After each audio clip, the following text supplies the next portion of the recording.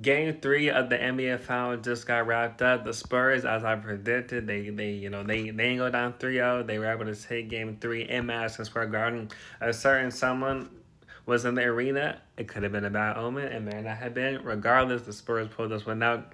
Wemby with a dominant performance, 32, 8, 6, 2, 3, foot of the stat sheet. Played the game that I wanted him to play. You know, he obviously he's gonna take threes, but a lot of most of his shot dive was around the basket. You know, dunks, layups, he had some free throws in there, etc. And this is why it's kind of frustrating watching because like we know he could do this stuff, but tonight he doesn't do it. But I'm glad that he did it for us today. Also, a great game for Stephon Castle, 23-5-5.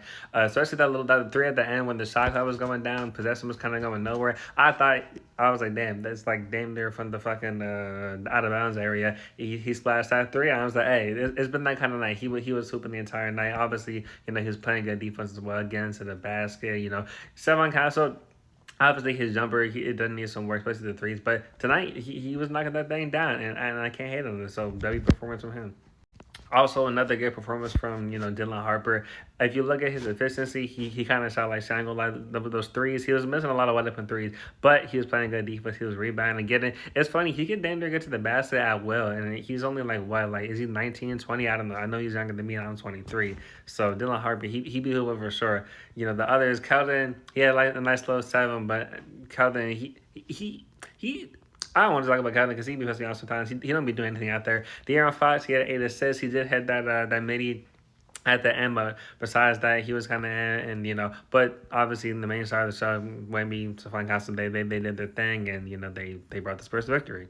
On the other side, Jalen Brunson, he gonna put up. I guess that's what he always gonna do. OG played a phenomenal game. He barely missed a shot. It felt like, especially that three at the end that he hit the corners to try to get the game close within reach, and obviously and they're getting out of hand towards the end of missing that shot to put them up. But regardless of that, OG played a great game, good defense, good job getting to the basket. And he's been just been really good this entire series and just in general. Because OG's like I feel like he's like not underrated, but I feel like because he has a pretty big contract, so people might not you know.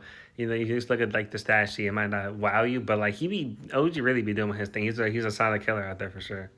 It's interesting to see how Game Four ends up going with the Spurs tied up, with the Spurs going through one. I would love for this series to keep getting extended as long as possible. So I am hoping that the Spurs are able to pull this one out. But the next time, hey, this game was close.